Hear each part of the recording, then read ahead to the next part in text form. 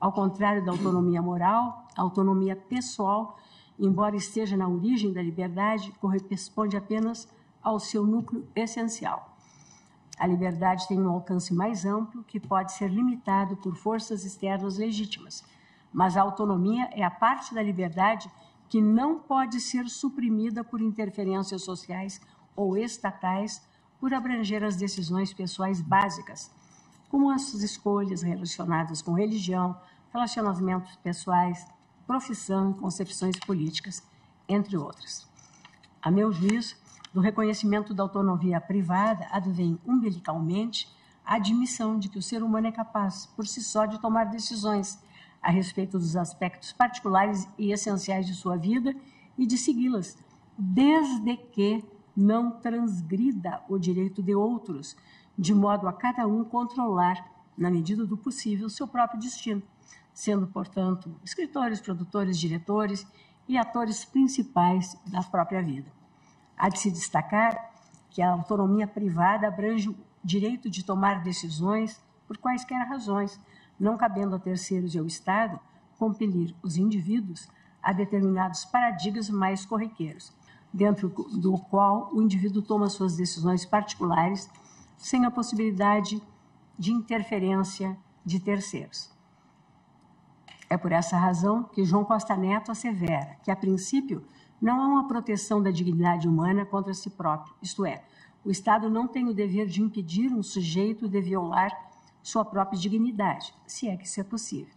Assim, é possível afirmar que não existe uma tutela, acrescento eu, irrestrita contra si mesmo. No entanto, em conformidade com a dogmática dos direitos fundamentais e com a jurisprudência do Supremo,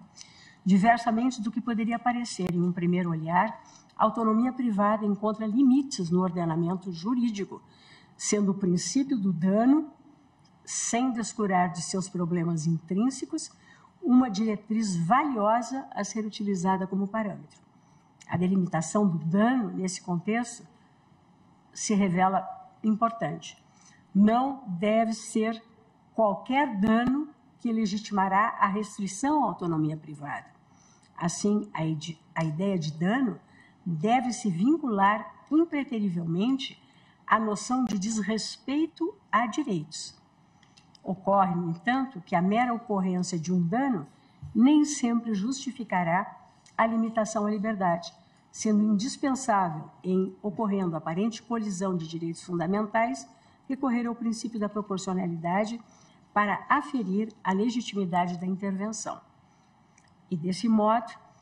na linha dos votos do ministro Gilmar Mendes, Edson Fachin, Luiz Roberto Barroso e agora Alexandre de Moraes, entendo que, conquanto válida a política pública de prevenção ao uso indevido de drogas, a criminalização da conduta de portar drogas para consumo pessoal é desproporcional por atingir de forma veemente o núcleo fundamental da autonomia privada. O Estado, utilizando-se da forma mais incisiva e robusta de seu arcabouço, o direito penal, ao restringir a autonomia privada, fugiu dos parâmetros mínimos e indispensáveis para a limitação dos direitos fundamentais. Isso porque o consumo de drogas estritamente pessoal coloca em risco a saúde individual do usuário. Não há dúvida, a evidenciar que essa conduta, diversamente do sustentado por parcela da doutrina, com a devida vênia, se insere na autonomia privada, especificamente no direito de tomar decisões que se exaurem em seu próprio corpo. E aqui eu penso no cigarro.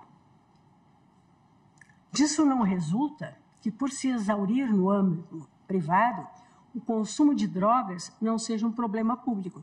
Na realidade, legitimamente, toda a lei de drogas, reitero, bem demonstra que a dependência química e o uso de drogas são questões que se inserem no âmbito das políticas públicas de saúde e de reinserção social. Assim delimitada a questão como problema de saúde pública, com a devida vênia dos entendimentos em sentido contrário, tenho por desproporcional a utilização do aparato penal do Estado para a prevenção do consumo dos entorpecentes. Antes, deveria o Estado utilizar de seu arcabouço sancionatório administrativo, além de adimplir com os deveres impostos pela Lei 11.343, no sentido de desenvolver e propagar, por meio de campanhas pedagógicas e institucionais, material que demonstre e alerte sobre os riscos e as complicações decorrentes do uso de drogas. Compreendo que o artigo 28 da Lei de Drogas é inconstitucional na parte que prevê sanções de natureza penal, sendo inviável Bom, aqui eu já estava na linha que eu mesma reajustei. A ratio decidendi me levaria a compreender e a seguir na mesma linha com relação a outros entorpecentes. A meu juízo, o voto do ministro Gilmar Mendes, e na mesma linha do voto do ministro Edson Fachin, agora do ministro Luiz Roberto Barroso, do ministro Alexandre de Moraes, pedindo toda a vênia para o ministro Cristiano Zanin, é mais consentânea com a técnica jurídica e com a minha compreensão sobre o tema.